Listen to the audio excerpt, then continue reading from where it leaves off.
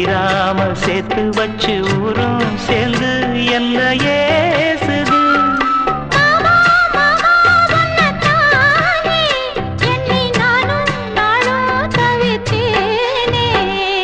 கூண்டுக்குள்ள என்ன வச்சு கூடி நின்ன ஊற விட்டு கூண்டுக்குள்ள போனதென்ன கோலக்கிளியே.